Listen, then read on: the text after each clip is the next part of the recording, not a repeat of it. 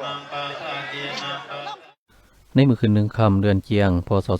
2568กรุงกับวันเสาร์วันที่6เดือนธันวาคม2025ได้มีพิธีเฉลิมฉลองผลสำเร็จในการก่อสร้างประตูโขงติดพันกับงานบุญยกยอดช่อฟ้าแห่ฝาป่าสามัคคีและบุญประเพณีข้าวเปลือกข้าวสารที่วัดศรีโพไซบ้านถาดห้วยเมืองสารวัตรแขวงสารวัตรจัดขึ้นโดยบรรยากาศคึกคืนเบิกบานมวลซืนรักษาได้วัฒนธรรมหีดของประเพณีด้วยจิตใจเหลื่อมใสศรัทธาในทางพุทธศาสนาโดยให้เกียรติเข้าร่วมเป็นเจ้าภาพเจ้าศรัทธาในงานบุญของทานศรีเสริฐสอนดาราคณะประจำภาคแขวงหัวหน้ากองบัญชาการป้องกันความสงบแขวงสารวัตรพร้อมด้วยครอบครัวทานเพชรลำพันธ์บุญเลิศและทานนางวาสนาโพสัญญวงศ์พร้อมด้วยครอบครัวพระอาจารย์อรญาโพธิบัณฑิตคณะกรรมการองค์การพุทธศาสนาสัมพันธ์ลาวเมืองห้องประธานองค์การพุทธศาสนาสัมพันธ์ลาวเขต2เจ้าอธิการวัดศรีโพไซ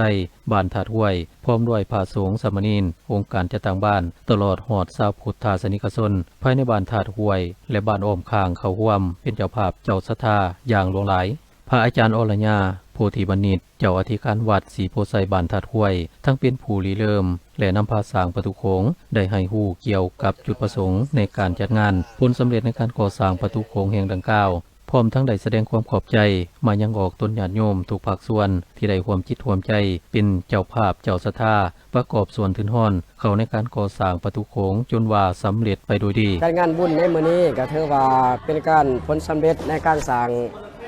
ประตูโขงเนาะได้มากหลายปีเนาะมื้อนี้ก็ถือว่าเฉลิมฉลองประตูโขงติดพันกับบุญพระป่าสามัคคีแล้วก็พร้อมบุญของเขาก็ถือว่าญาติโยมเฮาก็ความเพียงแห่งหนากันได้จัดงานบุญเฉลิมฉลองในมื้อนี้ว่างเชื่อระลึกในวันที่27 มีนาปี 2024เป็นมาฮอดมื้อสำเร็จก็วันที่7เดือนเมษายนปี2025เนาะก็ถือว่า1 ปีกับ 3 เดือนแรงขึ้นมาจากญาติโยมต่างประเทศบ่แล้วญาติโยมทางพ่อแม่ประชาชนภายในบ้านตัดหัวนี่แหละแล้วก็แรงขึ้นจากอาตมาภาพเองได้หาแรงขึ้นมาร่วมสร้างขอกับอกกับใจนำการจัดตั้งบ้านบ่อำนาจการปกครองทุกแขนงการที่ว่ามีความสามัคคีเป็นจิตหนึ่งใจเดียวกันที่ได้ร่วมสร้างความแห้งความจตุปัจจัยมาครั้งนี้อาตมาภาพประกอบรู้สึกภาพภูมิใจเป็นอย่างยิ่งที่ญาติโยมที่ได้เสียสละเพื่อแห้งกำลังจิตใจที่ว่ามาสวยอาตมาได้สั่งประตูโขงจนสำเร็จมื้อนี้ก็ขอให้เจ้าภาพเจ้าศรัทธามีแต่ความสุขความเจริญอนามัยสมบูรณ์ปรารถนาสิ่งใดก็ขอให้ได้สิ่งนั้นด้วยประการด้วยเถิดสาธุประตูโขงแห่งดังกล่าวแม่นได้วางศิลาฤกษ์การก่อสร้างในท้ายเดือนมีนาปี2024มาฮอดต้นเดือนเมษายนปี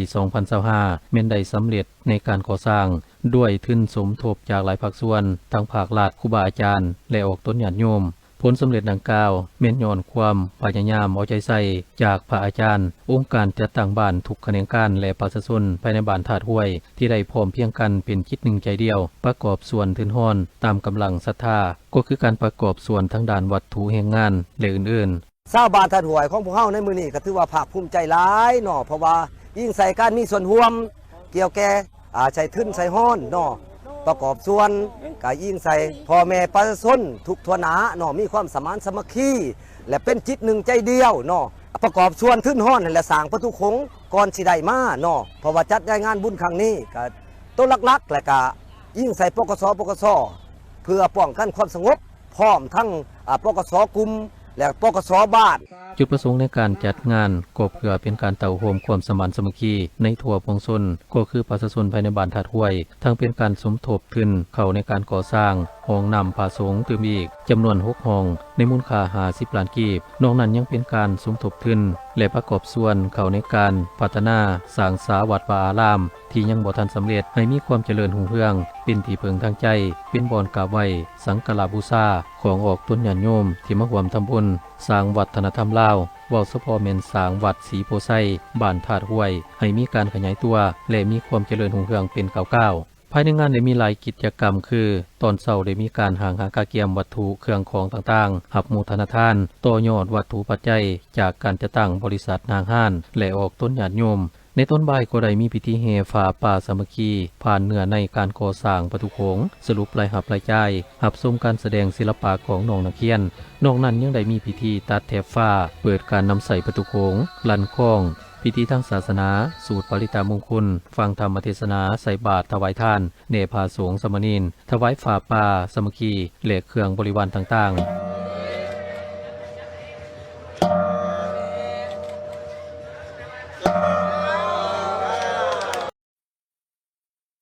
ในเวลา 6:00 น.ของวันที่ 12 ธันวาคม 2025 นี้การนำผักหลัดแขวงสารวันนำโดยสหายนางบุญทวีดวงราศีห้องเลขาคณะบริหารงานผักแขวงผู้สีนำเบียกงานการเมืองแนวคิดเวียกผักพนักงานพร้อมด้วยคณะนำขันแขวงอดีตการนำของแขวงพนักงานหลักแรงและการนำเมืองสารวันได้นำเอากระตาดอกไม้อันหอมหวนเขาว่างอยู่อนุสรณ์สถานโตนาหูปันลอประธานไก่สอนพรหมิหารอนุสาวรีย์หูปันลอเมืององค์แก้วและวางพวงมาลาอยู่ที่อนุสาวรีย์นาคบนิรนามเนื่องในโอกาสวันเกิดประธานไก่สอนพรหมิหารครบรอบ105 ปีซึ่งมีทั้งหมด8ก่อนกำลังคือกลุ่มการนำของแขวงกลุ่มป้องกันชาติกลุ่มป้องกันความสงบกลุ่มพรรคพนักงานกลุ่มปกป้องกฎหมายกลุ่มเศรษฐกิจกลุ่มวัฒนธรรมสังคมกลุ่มสาวหนุ่มเยาวชนและกลุ่มการนำเมืองสารวันการวางกระตาดอกไม้ในครั้งนี้เม่นเพื่อเป็นการแสดงถึงความกตัญญูผู้บุญคุณต่อประธานไกรสอนพรหมิหารที่มีคุณงามความดีและผลงานอันใหญ่หลวงท่านได้อุทิศตลอดชีวิตเพื่อประเทศชาติเพื่อประชาชนและเพื่อภารกิจการปฏิบัติของเพิ่นที่ได้ติดพันอย่างสนิทแน่นกับการเติบใหญ่ขยายตัวของพรรคประชาชนปฏิวัติลาวของกำลังประกอบอาวุธและการพัฒนาของประเทศลาวเฮาดังนั้นพวกเฮาพนักงานการนำพนักงานหลักแรงสมาชิกพรรคและพนักงานรัฐกรตลอดหอนกำลังประกอบอาวุธทุกทั่วหน้าได้พร้อมกันปฏิญาณตนต่อประธานว่าจะสืบต่อจะใส่ฝึกฝนหล่อหลอมตนเองให้กลายเป็นพนักงานรัฐกรสมาชิกพรรคที่ดีเด่นของพรรคและรัฐตั้งหน้าปฏิบัติหน้าที่เวียกงานประกอบส่วนเข้าในภารกิจปกปักรักษาและสร้างสาพัฒนาประเทศชาติสืบต่อคนขั้วหำเฮียนเอาแบบแผนการดำรงชีวิตแบบถนอมถ่อมตัวปลอดใสขาวสะอาดดูมันประหยัดสื่อสัตย์เที่ยงธรรมถือผลประโยชน์ส่วนรวมสูงกว่าผลประโยชน์ส่วนตัวเอาใจใส่เบิ่งแยงดูแลกิจกรรมต่างๆที่ติดพันกับประธานผู้นำพรรครัฐและทานอื่นๆให้ดีที่สุดและเสริมขยายคุณประโยชน์ในการศึกษาอบรมให้คนรุ่นหลังได้สืบทอดตามแนวคิดและอุดมการณ์ของประธานไกรสอนพรหมิหารพร้อมนั้นก็ได้กล่าวแสดงความกตัญญูหูบุญคุณอย่างล้นเหลือต่อองค์แก้ววีรบุรุษของชาติลาวคุณกรมีภาคนำพาในท้ายศตวรรษที่ 19ที่มีคุณงามความดีและผลงานอันใหญ่หลวงที่ได้อุทิศตลอดชีวิตเพื่อประเทศชาติเพื่อประชาชนลาวบรรดาเผ่าและทั้งเป็นแบบอย่างแห่งการดำรงชีวิตคุณสมบัติศีลธรรมปฏิบัตินำใจเสียสละไว้ให้คนรุ่นหลังได้สืบทอดและหำเฮียนเอาจากนั้นแต่ละก่อนกำลังก็ได้เข้าวางกระตาดอกไม้อยู่อนุสรณ์สถานประธานไกรสอนพรหมิหารและอนุสาวรีย์องค์แก้ววีรบุรุษของศาสตร์ลาวเฮาก่อนมีผักนำผ้าและวางพวงมาลาอยู่ที่อนุสาวรีย์นักขบนิรนามเพื่อแสดงถึงความเคารพและหูบุญคุณอย่างสูงในเสาร์อาทิตย์ที่ผ่านมาชาวพุทธศาสนิกชนบ้านถาดห้วยและบ้านอ้อมคางได้ร่วมกันทำบุญตักบาตรเนื่องในโอกาสเฉลิมฉลองผลสำเร็จในการก่อสร้างประตูโค้งติดพันกับงานบุญยกยอดซอฟ้าแห่ต้นผาป่าสามัคคีและงานบุญประเพณีถาดข้าวเปลือกข้าวสารที่วัดศรีโพไซบ้านถาดห้วยเมืองและแขวงสารวันโดยเมตตาเข้าร่วมเป็นสิริมงคลของพระอาจารย์อรญาโพธิบัณฑิตคณะกรรมการองค์การพุทธศาสนาสัมพันธ์ลาวเมืองห้องประธานองค์การพุทธศาสนาสัมพันธ์ลาวเขต2เจ้าอธิการวัดศรีโพไซบ้านถาดห้วยพระอาจารย์ศาสุนันท์ปุยแก้วประเสริฐคณะประจำองค์การพุทธศาสนาสัมพันธ์ลาวเมืองสารวันหัวหน้าคณะกรรมการศึกษาสงฆ์เจ้าอธิการวัดป่านนาไซน้อยพร้อมด้วยพระสงฆ์สามเณรองค์การจัดตั้งบ้านสารวัตรเฒ่าแก่แนวโฮมตลอดหอดชาวพุทธศาสนิกชนภายในบ้านถาดห้วยและบ้านอ้อมคางเข้าร่วมอย่างหลวงหลายและเป็นขบวนการฟื้นฟูรักษาได้ความเป็นระเบียบเรียบร้อยและความจบงามทั้งด้านวัฒนธรรมขีดข้องประเพณีด้วยจิตใจเลื่อมใสศรัทธาในทางพุทธศาสนาในโอกาสดังกล่าวชาวพุทธศาสนิกชนที่เข้าร่วมทำบุญตักบาตรในครั้งนี้ต ต่างก็ได้แสดงความรู้สึกของตนออกมาว่า บ้านข้าพเจ้าก็ได้หาเกี่ยมหลายวันผ่านมาเนาะมื้อสำคัญพิเศษก็คือได้มีผ้าป่าแห่มาจากบ้านเนาะแล้วก็ผ้าป่าของบ้านร่วมบ้านสามัคคีบ้านและก็พร้อมทั้งเฉลิมฉลองประตูโขงยกยอดเสื้อผ้ามื้อนี้ก็เป็นมื้อตักบาตรถวายสังฆทานเพื่อเต่าห่มประชาชนญาติพี่น้องเพื่อให้สมานสามัคคีหักแพงกันและก็ให้รู้จักวัฒนธรรมลาวสืบสานเพื่อสืบต่อไปให้คนรุ่นน้อย ขอบใจหลายๆได้มาทำบุญอยู่บ้านอีชังเลยบ้านถาดหวยวัดที่พ่อไส้ถาดหวยเนาะมื้อนี้ก็ มีโอกาสดีได้มาพบมาพอกันพ่อแม่พี่น้องหลายผู้หลายคนมาตักบาตรสังฆทานอยู่บ้านวัดผู้ซีบ้านเฮาเนาะในงานบุญผาป่าสามัคคีแล้วก็เฉลิมประตูโค้งในมื้อนี้เนาะก็แสดงความยินดีนำเนาะ สบายดีน้องเองชื่อว่านางนิตาบ้านถาดหวยเมืองไรแข้งสารวัตรมื้อนี้มีความรู้สึกตื่นเต้นและดีใจเนาะที่ได้มาพบพ่อคนในบ้านหรือว่าคนนอกบ้านที่ได้มาร่วมทำบุญตักบาตรสังฆทานเนาะเป็นบุญถาดข้าวเปลือกหรือว่าร่วมกับเฉลิมฉลองประตูไส้มื้อนี้ก็มีความดีใจหลายที่ได้มาพบพ่อพบพระผู้คนหลายคนเนาะก็ดีใจบ่ว่าแต่สิเป็นงานบุญหรือว่าวันศีลวันพระก็เข้าตลอดก็ได้มาใส่บาตรตลอดก็อยากขอเชิญชวนเนาะทุกๆคนบ่ว่าสิเป็นวัยหนุ่มวัยเฒ่าหรือว่าวัยกลางคนก็อยากให้ชวนมาทำบุญเนาะหรือว่าตักบาตรสังฆทานเข้าวัดเข้าบ้านหลายเนาะก็เพื่อว่าสืบสานประเพณีลาวเฮาเนาะให้มันมั่นคงเนาะเข้มแข็งตลอดไป พิธีตักบาตรถวายสังฆทานให้แก่พระสงฆ์สามเณรอยู่ที่วัดศรีโพไซบ้านถาดหวยในครั้งนี้แม้นเป็นกิจกรรมหนึ่งที่ได้สืบทอดและปฏิบัติทางศาสนาปฏิบัติตามเจตจำนงคำสั่งสอนของพระสินนาวรพระสัมมาสัมพุทธเจ้าก็คือการปฏิบัติตามหีด12ข้อง14หีดหีข้องเจียงของวัฒนธรรมลาวที่ได้สืบเนื่องกันมาแต่อดีตจนถึงปัจจุบันซึ่งเป็นกิจกรรมที่สำคัญของคนลาวชาวพุทธเว้าเฉพาะแม่นอยู่ที่วัดศรีโพไซบ้านถาดหวยแม่นได้สืบทอดและปฏิบัติกันมาในทุกๆปีทั้งนี้ก็เพื่อเป็นการเต่าโฮมความสมานสามัคคีในทั่วปวงชนเว้าเฉพาะแม่นองค์การจัดตั้งและประชาชนบ้านถาดหวยทั้งเป็นการสมทบทุนเขาในการพัฒนา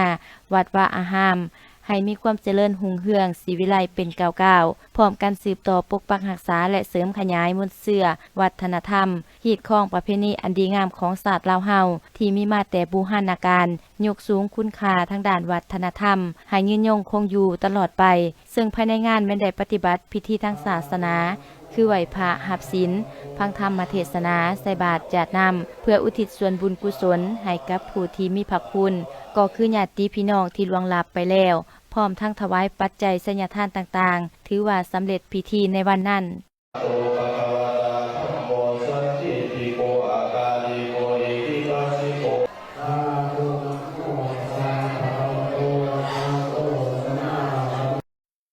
แขวงสารวัตรประกาศอภัยโทษลดผ่อนโทษและอภัยโทษปล่อยโตให้แก่นักโทษที่มีความก้าวหน้าเนื่องในโอกาสวันศาสตร์ที่2ธันวาครบรอบ50 ปีในวันที่17ธันวาคม2025นี้ที่ค่ายคุ้มขังนาไซเมืองสารวัตรโดยให้เกียรติเข้าร่วมเป็นประธานของฐานแหวนเพชรลัดดาวงศ์ห้องประธานคณะกรรมการปกครองแขวงผู้สีนำเปียกงานของเขตวัฒนธรรมสังคมมีคณะกรรมการอภัยโทษขันแขวงนักโทษที่ได้รับการอภัยโทษลดผ่อนโทษและอภัยโทษปล่อยตัวเข้าร่วมท่านสมพรธารพรห้องหัวหน้าองค์การอัยการประชาชนแขวงได้ผ่านบทสรุปการจัดตั้งปฏิบัติเวียกงานอภัยโทษของแขวงสารวัตรประจำปี2025เพื่อเป็นการคำนับพับตอนวันสำคัญของพรรคของชาติอย่างเป็นขบวนฟดฟื้นได้พร้อมการเฉลิมฉลองและชมเชย3 วันประวัติศาสตร์คือวันสร้างตั้งพรรคประชาชนลาวครบรอบ70 ปีที่จะมาถึงวันศาสตร์ที่2ธันวาคมครบรอบ50 ปีและวันเกิดประธานไกรสอนพรหมวิหารครบรอบ105 ปีเพื่อเป็นการจัดตั้งปฏิบัติแนวทางนโยบายของพรรคและรัฐในระยะผ่านมา รัฐบาลสาธารณรัฐประชาธิปไตยประชาชนลาวได้ให้ความหมายความสำคัญและเอาใจใส่ในการค้นคว้าปฏิบัตินโยบายด้านมนุษยธรรมก็คือการให้อภัยโทษแก่นักโทษที่มีความก้าวหน้าสามารถดัดสร้างตนเองด้วยความบุกบืนห้าวหันรู้สึกกินแหนงแข็งใจต่อการกระทำของตนในระยะผ่านมาและสามารถดัดสร้างตนเองให้กลายเป็นพลเมืองดีของสังคมในปี 2025 คณะกรรมการอภัยโทษระดับแขวงสามารถเสนอการให้อภัยโทษแก่นักโทษจำนวน 40 คนยิ่ง1 คนในนั้นเสนอการให้อภัยโทษลดพรโทษมี 34 คนยิ่ง1 คนเสนอให้อภัยโทษปล่อยตัว 6 คนคณะกรรมการอภัยโทษระดับชาติได้ค้นคว้าตกลงตามรัฐธรรมนูญของประธานประเทศแห่งสาธารณรัฐประชาธิปไตยประชาชนลาวและแจ้งการของคณะกรรมการอภัยโทษระดับชาติได้ตกลงให้อภัยโทษลดพรโทษจำนวน 33 คนยิ่ง1 คนถ้าเทียบใส่การเสนอแม่นได้8 กว่าส่วนห้อยและได้ค้นคว้าตกลงให้อภัยโทษปล่อยตัวทั้งหมด5 คนถ้าเทียบใส่การเสนอแม่นได้1 กว่าส่วนห้อยจากนั้นก็ได้มอบใบยังยืนให้แก่นักโทษที่ได้รับการอภัยโทษลดพรโทษและปล่อยตัวให้เกียรติมอบไปยังยืนของทานแหวนเพชรลัดดาวงศ์ห้องประธานคณะกรรมการปกครองแขวงผู้สีนำของเขตวัฒนธรรมสังคมและในตอนท้ายก็ได้มีการหาฟังการโอโลมจากทานประธานติมอีก